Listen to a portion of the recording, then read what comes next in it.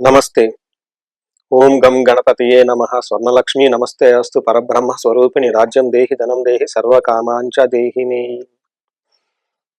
కన్యరాశి వారందరికీ మహాగణపతి స్వర్ణలక్ష్మి అమ్మవార్ల యొక్క ఆశీర్వాదం ఉండాలని, ప్రతి ఒక్కరికి ఆత్మజ్ఞానం కలిగి, బ్రహ్మతత్వం కలిగి, ప్రతి ఒక్కరి దగ్గర రాజ్యాధికారము, ధనము, అన్ని కోరికలు సిద్ధించుకోవాలని చెప్పేసి, సుఖంగా సంతోషంగా ఉండాలని చెప్పేసి ఒక ఆశీర్వాదంతో, ఒక ఆశిస్తూ కన్యరాశి వారికి ఎలా ఉందో మనం 2026 సంవత్సరంలో చూద్దాం. కన్యరాశి వారికి ఫిబ్రవరి 2026 ఎలా ఉందో మనం చూద్దాం. ఈ రాశి వారికి నక్షత్ర ప్రకారంగా చూసుకుంటే ఫస్ట్ ఉత్తర 2, 3, 4 పాదాలు, హస్త 1, 2, 3, 4 పాదాలు, చిత్త 1, 2, 1, 2 పాదాలు అంతా ఈ కన్యరాశిలో ఉంటారు. ఈ రాశి వాళ్ళు గ్రహాల యొక్క స్థితి గమనించుకుంటే వాళ్ళకి 4 గ్రహాలు మారుతూ ఉన్నాయి. ఈ 4 గ్రహాల మార్పులో ఫస్ట్ ఇది మారే గ్రహం బుధుడు 3వ తారీఖు, రెండో గ్రహం శుక్రుడు 6వ తారీఖు, 13వ తారీఖు సూర్యుడు మారుతూ ఉన్నారు, కుజుడు వచ్చేటప్పటికి 23వ తారీఖు మారుతూ ఉన్నారు. ఈ యొక్క గ్రహాల స్థితిగతుల వల్ల కన్యరాశి వారికి ఎలా ఉందో మనం చూద్దాం.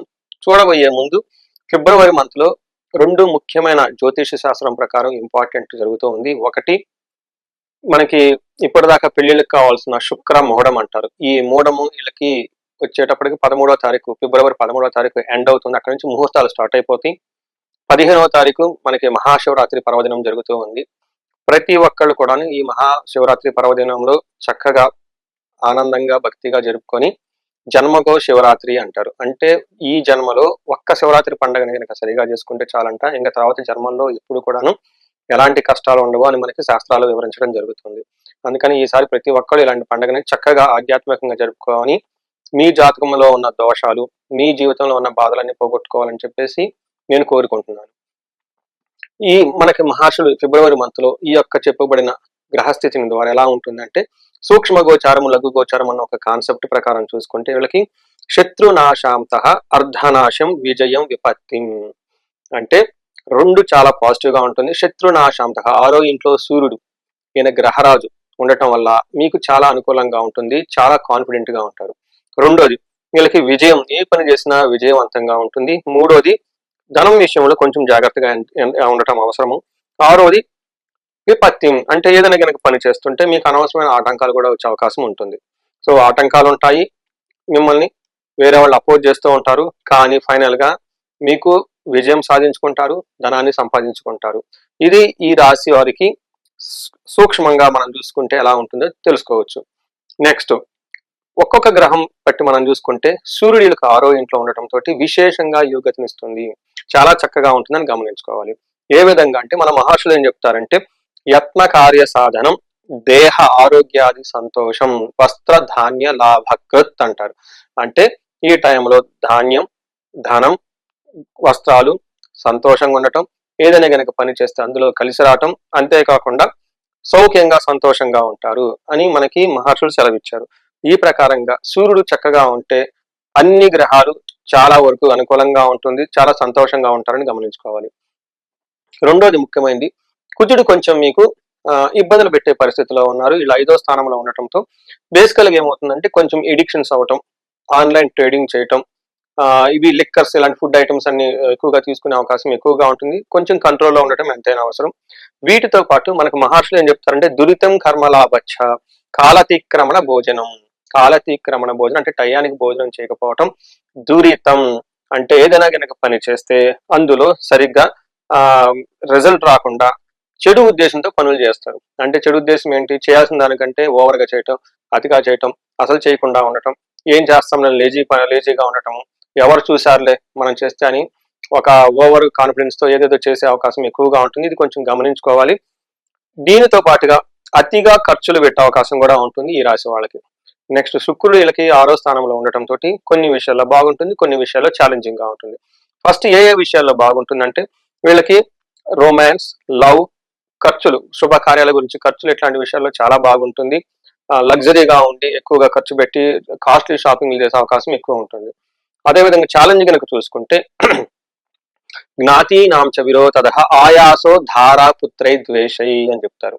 అంటే ఈ టైంలో వీళ్ళకి కుటుంబంలో వివాదాలు రావటం, ఫిజికల్ గా టైర్డ్నెస్ ఉండటం, ఆయాసం పడుతూ ఉండటము, వృధా ప్రయాసలు చేయటం, అంతేకాకుండా భార్యతోటి పుత్రులతోటి ఏదో ఒక విషయంలో గొడవ పడే అవకాశం ఎక్కువ ఉంటుందని చెప్పేసి జ్యోతిష శాస్త్రంలో వివరించడం జరిగింది.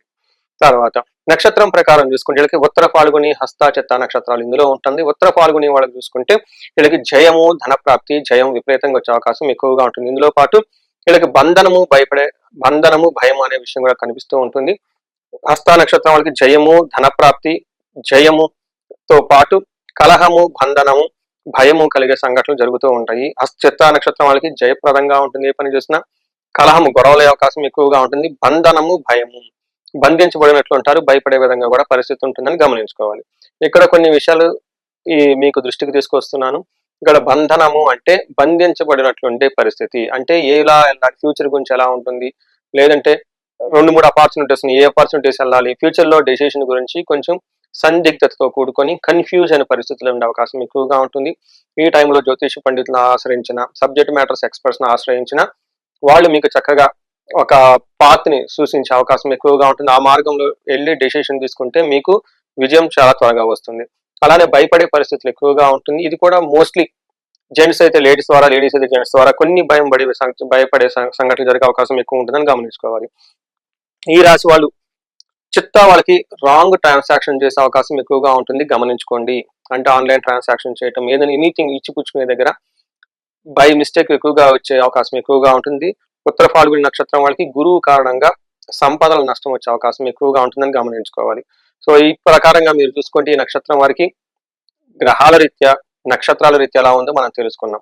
ఓవరాల్ గా చూసుకుంటే ఈ రాశి వారికి ఒక 35%, ఒక 20-25-30% వరకు కొంచెం ప్రతికూలంగా ఉన్న, మిగతా అంతా చాలా అనుకూలంగా ఉందని గమనించుకోవాలి.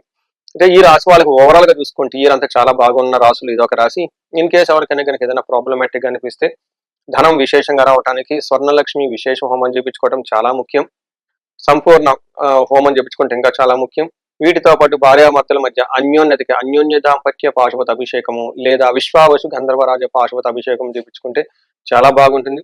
ఎవరికైనా శత్రు బాధలు విపరీతంగా ఉంటే చండీ హోమం, చండీ పారాయణం చేయించుకుంటే చాలా బాగుంటుంది. వీటితో పాటుగా ఇప్పుడు అకాడమిక్స్ ఎక్కువగా ప్రయారిటీ ఉంటుంది, ఎగ్జామ్స్ ఉంటుంది, కొంతమంది పూర్ గ్రేడ్స్ ఉంటుంది, కొంతమంది చాలా కాంపిటేటివ్ స్పిరిట్ తోటి హై ర్యాంకుల గురించి, బెస్ట్ కాలేజెస్ లో సీటు గురించి ట్రై చేస్తూ ఉంటారు. వీళ్ళందరికీ జ్ఞానం సరిగా రావడానికి, విద్యారంగంలో ఎడ్యుకేషన్ విషయంలో చాలా చక్కగా పెర్ఫామ్ చేయడానికి వాళ్ళ జాతకం ఒకసారి చూపించుకొని జాతకానికి అనుగుణంగా ఉపాసన చేసి పూజలు చేస్తే చాలా బాగుంటుంది. యూజువల్ గా మనకి మేధా దక్షిణామూర్తికి సంబంధించిన దేవుడిని ఆధారించడం, హయగ్రీవ జయంతిని లేదంటే హయగ్రీవ యొక్క సంబంధించిన మంత్రాలను పఠించడం, నీలా సరస్వతి దేవి యొక్క మంత్రాలను పఠించడం ద్వారా వీళ్ళకి విశేషంగా జ్ఞానము, తర్వాత బుద్ధి, మేధస్సు, శక్తి వచ్చే అవకాశం ఎక్కువ ఉంటుంది. వీరికి మీ యొక్క జాతకం ఒకసారి చూపించుకొని ముందు చెప్పబడిన దేవతలకి సంపూర్ణంగా జపాలు చూపించడం, రెండోది ఈ ఈ ఈ గ్రహ ఈ ఈ దేవుళ్ళకి సంబంధించి పాశుపత అభిషేకాలు చేయించుకోవటము, విశేషంగా హోమం చేయించుకుంటూ ఉంటే అనుకున్న విధంగా ర్యాంకులు, తర్వాత గ్రేడ్స్, అనుకున్న ప్లేసుల్లో కాలేజీల్లో సీట్లు వచ్చే అవకాశం ఎక్కువగా ఉంటుంది. ఈ రాశి వాళ్ళకి అష్టైశ్వర్యాలు కలగాలని, భోగభాగ్యాలు కలగాలని, అందరూ సంతోషంగా ఉండాలని చెప్పేసి నేను కోరుకుంటున్నాను. నమస్తే.